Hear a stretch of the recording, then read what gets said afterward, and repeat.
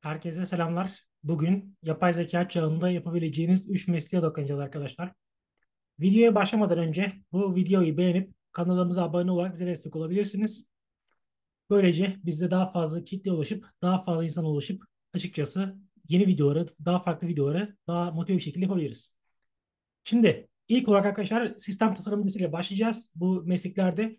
Ama şunu söylemem gerekiyor. Bizim buradaki önceliğimiz size net meslekleri dikte etmek değil. Yani işte siz bölümünüzle ilgili sadece bu üç mesleği yapacaksınız gibi bir şeyden bahsetmiyorum. Bizim buradaki önceliğimiz bu her üç meslekte de aynı şekilde sizlere sadece bir fikir verebilmek. Çünkü yapay zeka çok dinamik bir yapı. Dolayısıyla ilerleyen yıllarda gelişen teknolojilerle birlikte bu mesleklerin de değiştiğini görebiliriz. Bunların ünvanları da değişebilir ve veya bu ünvanların altındaki iş tanımı, meslek tanımı da değişebilir. Bizim buradaki önceliğimiz ve aslında niyetimiz sizlere o geleceğin yapay zeka dünyasına yönelik bir aslında mindset dedikleri zihniyeti kazandırabilmek. Gelecekçi bakış açısına, bu fütüristik düşünceye sahip olabilmenizi sağlamak. İşte bunun da yolu aslında maruz kalmaktan geçiyor arkadaşlar. Yani bu mesela yabancı dilde de böyledir. Senin herhangi bir yabancı dili öğrenmen için o dile maruz kalman gerekiyordur. İşte podcastlerle insanlardan duyarak vesaire. Dolayısıyla yapay zeka gibi, büyük veri gibi, nesneler interneti gibi konularda bu seri yapmamızın aslında büyük gerekçesi de bu. Biz bu tarz teknolojileri düşünmeliyiz. Onların bizim bölümümüz ilişkisi üzerine kafa yormalıyız ki günün sonunda bambaşka imkanları kovalayabilelim. Ha, biz buna yapay zeka ile başlarız. Acaba ben kendi bölümümü yapay zeka ile nasıl birleştiririm diye düşünüyoruz. İlerleyen boyutlarda bu belki bulut bilişim üzerine olabilir. Ya da bambaşka diğer teknolojiler olabilir. Yeter ki bu gelecekçi düşünceye, gelecekçi bakış açısına sahip olabilelim. Şimdi arkadaşlar ilk bu kapsamda mesleğimiz, meslek tanımımız sistem tasarımcısı. Buradaki amaç aslında şirketlerin bölümü, departmanı, sektörü ne olursa olsun yapay zekaya bilgi akışının sağlanmasını aslında ilerletmek. Böyle bir sistem inşa etmek diyelim buna da. Şimdi buradaki amaç şu. Yapay zeka evet çok bilgili, birikimli, büyük bir yapı ama genel bir bilgiden ibaret. Buna hatta şu anda yapay genel zeka diyorlar ya da genel yapay zeka artık neredeki kullanımına bağlı olarak. Buradaki amaç şu. Yapay zeka evet çok bilgili ve işte çok büyük devasa bir bilgi havuzuna sahip mesela ChatGPT gibi ama sizin sektörünüze yönelik bir çözüm sunması için, size yardımcı olması için sizin o akışa arkadaşlar destek sağlamanız gerekiyor. Dolayısıyla bu yapan arkadaşlar da büyük ihtimalle sistem tasarımcısı olacaklar. Şu anda da aslında sistem tasarımcılığı mesleği var ama bu biraz daha aslında farklı bir boyut, farklı bir iş tanımı. Bizim burada kastettiğimiz sistem tasarımcılığı ise yapay zekayı kendi sektörünüz, kendi bölümünüz, kendi dünyanızla entegre etmek aslında alanında. Bunun için de sizin yapmanız gereken şey şu anda halihazırda böyle uyarlanabilir öğrenme gibi, tasarım odaklı düşünme gibi konulara kafa yormak esasında. Çünkü bu konulara kafa yordukça o yapay zekayı bundan 5-6 sene sonra ya da 8-10 sene sonra nasıl kendi bölümünüze adapte edebileceğinizi çok daha iyi öğreneceksiniz arkadaşlar. Zaten aslında bizim de büyük oranda niyetimiz bu. Yani sizin 2025'lere 2030'ların dünyasına şimdiden hazırlanıyor olmanız. Ha, burada şöyle bir şey var. Bu işi direkt yapma imkanına sahipsiniz. Yani mezun olduktan sonra bu işi yapma şansına sahipsiniz ama bence şu aşamada yani önümüzdeki birkaç yıl bu konu biraz daha zor. Bu muhtemelen siz meslek hayatına girdikten birkaç yıl sonra yani 2028'lerde 29'larda gerçek olarak tam manası hayatınıza girecektir.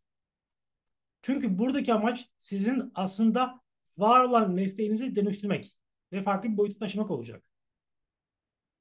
Bunun için de bence mezun olduktan sonra bölümünüzle ilgili ya da işte çalışmak istediğiniz alan hangisi ise orayla ilgili bir işe başlayıp bir yandan bu konularda okumalar yapmaya devam etmek, bir takım yeni fikirler geliştirmek önemli olacaktır. Yani burada şunu söylemek biraz fazla aslında e, optimistik olacaktır, fazla iyimser olacaktır. Yani mezun olduktan sonra direkt bu konuda bir işe girebilirsiniz, yurt dışından direkt böyle bir iş bulursunuz demek bence çok doğru değil, çok gerçekçi değil. Ya bu olur mu? İlla ki olur. Amerika'daki pek çok şu anda Ar-Ge laboratuvarı bu konuda birilerini alıyor, işe alıyor. İşte her sektörde. Ama bu yani ortalama mesela bizi toplamda her bölüm için 100 bin kişi izlesin. Bu 100 bin kişinin kaçı mesela gidebilir oralara? Yani çok doğru bir ortalama olmayacaktır. Bizim niyetimiz herkesin elde edebileceği kariyer imkanlarını kovalamak olduğu için biraz daha aslında ortalamayı düşünerek burada konuşmak istiyorum. Ve buna yapmak gerekiyor. Dolayısıyla sizin yapmanız gereken şey kendinizi o yapay zeka ve sistem tasarımı dünyasına şimdiden hazırlamak. Bunu aslında kendinize bir uzun vadeli yatırım gibi görebilirsiniz arkadaşlar. Ve bu kapsamda yapmanız gereken şey dediğim gibi tasarım odaklı düşünme ve uyarlanabilir öğrenme kavramlarına mümkün olduğunca aşina olmak. Çünkü geleceğin mesleklerinin aslında çoğu tasarım odaklı düşünmeyi ve mühendislik zihniyetini barındırıyor. Bunlara ihtiyaç duyuyor. Bugün OECD'nin pek çok raporunu okuduğunuzda geleceğin gereksinimleri, geleceğin yetenekleri arasında hep o işte critical thinking dedikleri eleştirel düşünme ya da bunun haricinde analitik düşünmeyi ön plana göreceksiniz. Bunun da aslında büyük oranda geçer akçesi bu. Yani zaten artık herkesin ve sistemlerin tek tipleştiği ve aynı kaliteyi, aynı standartı sunduğu dönemde fark yaratmanın yolu o eldeki çıktığı başka boyutları tasarlamaktan geliyor. Yani yapay zeka var, evet. Ve bize devasa bir bilgi yığını sunuyor. Okey, süper ama onu senin çalıştığın sektöre uyarlamak sana bağlı arkadaş. Yani sana bağlı, size bağlı her neyse. Size ya da ekibinize. Dolayısıyla şimdiden bence kendinizi oraya hazırlamanız çok çok değerli. Bir başka önemli meslekse yapay zeka dünyasında modelleme danışmanı. Şimdi buradaki mevzu şu arkadaşlar. Modelleme danışmanlığında amaç o yapay zekaya verdiğimiz input'u geri alabilmek. Burada şunu kastediyorum. Yani bir önceki meslekte sistem tasarımcısı mesleğinde sistem tasarımcısı sisteme sürekli bir takım bilgi akışı sağlıyor. Diyor ki bak bizim sektörde işler böyle yürür. Bizim sektörde işte şunlar önemlidir. Şunlara dikkat etmelisin. Hep böyle yapay zekaya bir takım işte bilgiler veriyor. Bu bilgi karşılığında o yapay zekadan doğru çıktığı alabilmek işte bu modelleme danışmanlarının işi. Bu kapsamda aslında bu mesleği yapan, yazıyı yapacak olan modelleme danışmanlarının sistem tasarımcılarıyla birlikte aynı ekipte yer alacağını söylemek mümkün. Büyük ihtimalle böyle ya Ar-Ge inovasyon ekiplerinin içinde yer alacak bu arkadaşlar veya biraz daha böyle yapay zeka grupları böyle biraz daha farklı birimler oluşturarak onlarda da yer alabilirsiniz. Bu esasında büyük ihtimalle çalışacağınız şirketlerin büyüklüğüne bağlı. Dolayısıyla burada ekip içerisinde iyi bir uyum söz konusu olmalı. Modelleme danışmanları bence ikiye ayrılacaklar önümüzdeki yıllarda. Birincisi şirketlerin halihazırda çalıştırdığı modelleme danışmanları, sektörel bir danışman. Bunun akabinde bence bir de her sektöre çözüm üreten biraz daha yüzeysel genel bir modelleme danışmanlığı söz konusu olacaktır. Bunu somut örnek vermek istiyorum daha iyi anlatmak adına. Mesela dijital pazarlama konusunda bunu örnek verebiliriz. Nedir? Halihazırda şirketlerin bir dijital pazarlama uzmanı vardır ve o sektöre kendisini adamıştır uzun yıllar boyunca. Bunun haricinde özellikle biraz daha kalbur üstü, orta ve orta büyüklüğün üzerindeki firmalarda diyelim buna. Oralarda bir de bunun haricinde ajanslarla çalışılır. Ama bu ajanslardaki dijital pazarlamacılar ya da sosyal medyacılar genellikle bütün sektörlere çözüm sağlayabilirler. Yani onların net uzmanlık alanı yoktur sektör tarafında. Dolayısıyla bence modelleme danışmanlığında da böyle bir iş yapış biçiminden söz etmek mümkün hale gelecek. Yani şirketlerin bir kendi sektörünü bilen ve oradan çıktı almayı en doğru şekilde yapan danışmanlar olacak. Ve bunun haricinde biraz daha böyle iş geliştirmeye kafa yoran, işini daha da büyütmek isteyen firmalarda bir de dışarıdan destek alınacak. Sizin hangisinde yer almak istediğiniz ise aslında biraz daha o mezuniyetten sonraki birkaç yıla bağlı. Yani o süreçte kendinizi hangi sektörde yetiştirdiniz, hangi sektörde daha iyisiniz bence biraz bunlara göre değişecektir. Üçüncü ve son nokta ise arkadaşlar yapay zeka küratörü. Şimdi bizim hep vurguladığımız şöyle bir kavram var. Diyoruz ki artık simülasyon ekonomisi çağındayız. Bilginin kendisinden daha değerli olan o bilgiyi sınıflandırabilmek ve pazarlayabilmek diyoruz. Yapay zeka küratörü de aslında bunun vücut bulmuş hallerinden bir tanesi. Şimdi bir ve ikide şundan bahsettik. Dedik ki şirketler yapay zekaya bilgi verecek. Aslında bilgiden ziyade sürekli feedback verecek, geri bildirim verecek. Ve bu geri bildirimler karşılığında yapay zeka kendisini pek çok sektörde farklılaştıracak. Yani örneğin işte e, oluklu mukavva sektöründe ne olması gerektiğini, işlerin orada nasıl yürüdüğünü yapay zeka öğrenecek. Ya da işte efendime söyleyeyim bir kauçuk sektöründeki firmanın iş yapış şekillerinin nasıl olduğunu, orada trendlerin ne olduğunu, şirketlerin kendilerini nasıl pazarlamaları gerektiğini öğrenecek yavaş yavaş. Ve buna göre daha spesifik içerikler üretecek. İşte yapay zeka küratörünün yapacağı şey de şirketlerin bu tarz çalışmalarını derleyip toparlayarak halka anlatmak. Yani şu anda aslında ya bunu ikiye ayırmak gerekiyor galiba. Ya halka direkt anlatmak, biraz daha böyle public, herkesin anlayacağı şekilde halka açık paylaşımlarda bulunmak. Ya da sektörel tarafta da bu yapılabilir. Ya bunu şöyle söyleyebiliriz. İşte şu anda pek çok sektörün kendi dergileri var. Kendi yayın kuruluşları var, mecraları var. Bu tarz bir yere de evrilebilir yapay zeka küratörleri. Yani şunu yapabilir. İşte oluklu mukavva sektöründen gidelim yine. Orada bir yapay zeka küratörü işte bu sektördeki şirketler neler yapıyor? Yapay zekayı nasıl geliştiriyorlar ve bu gelişim evreleri nerelerde doğru, nerelerde yanlış, neleri getirebilir, şirkete neler katabilir? Bunları değerlendiren bence küratörler olacak.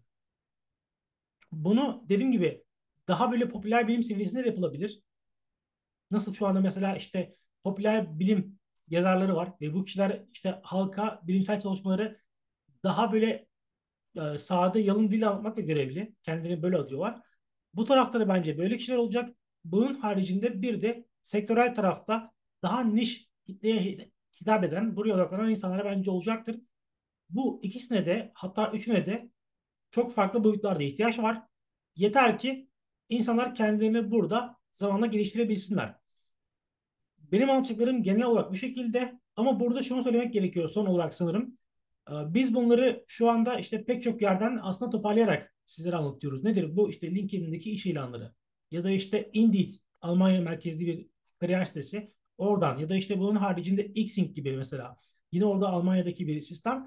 Bu tarz böyle Avrupa'daki işte Uzak Doğu'daki iş bulma sitelerinin ilanlarını derleyip toparlayarak biraz buradan çıktılar elde ediyoruz. Bunun haricinde işte yetenek yönetimi raporları, kariyer yönetimi raporları bunları derleyerek bir takım öngörülerde bulunmaya çalışıyoruz ama bunların yine bir kariyer danışmanlığı tavsiyesi olmadığını söylemem gerekiyor. Yani bizim buradaki amacımız size net bunu yapın, işte bu işin doğrusu bu gibi tavsiyelerde bulunmak değil.